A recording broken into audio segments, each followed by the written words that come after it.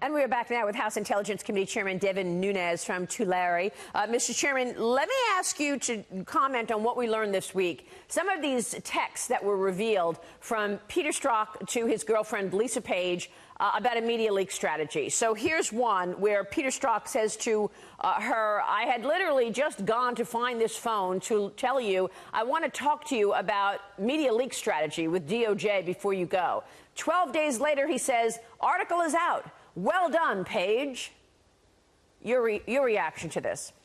Yeah, well, and what you see is the mainstream media and even Strzok's attorneys have said, no, he actually wanted to get to the bottom of leaks. He was really worried about getting to the bottom and making sure nobody was leaking. Look, that's not what was happening. What was happening here, and this ought to scare American people, it scares me, to know that the FBI and DOJ would go out and leak fake news stories in many cases, plant them in many cases, and then pick up those fake news stories to use it as a pretext, and that's the word that they use in their text, in one of their text messages, a pretext to go out and interview American citizens. Knock on their door and say, look, we read these 3 news stories that we're not going to tell you we actually planted with the news, and we want to talk to you about these news stories.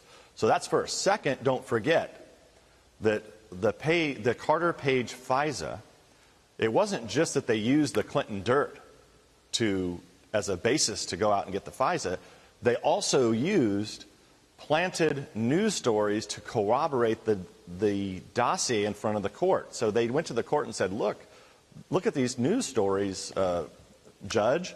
They actually match this dossier, never telling the court that actually, no, those were planted news stories by the Clinton campaign and the FBI. So these people are really dirty.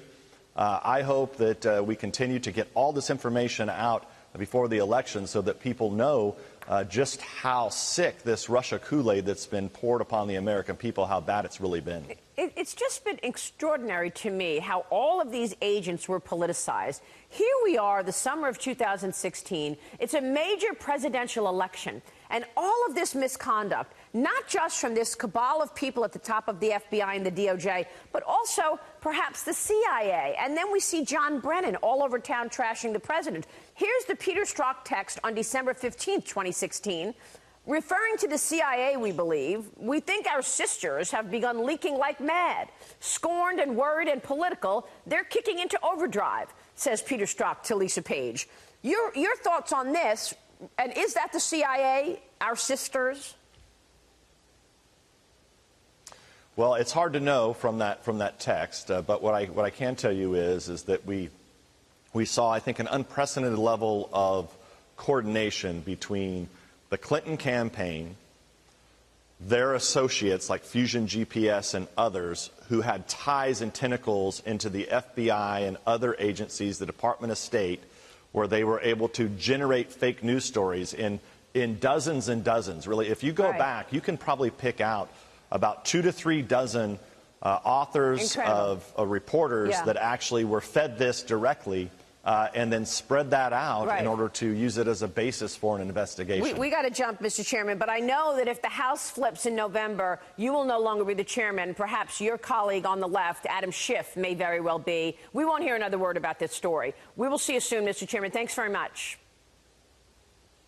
Thank you.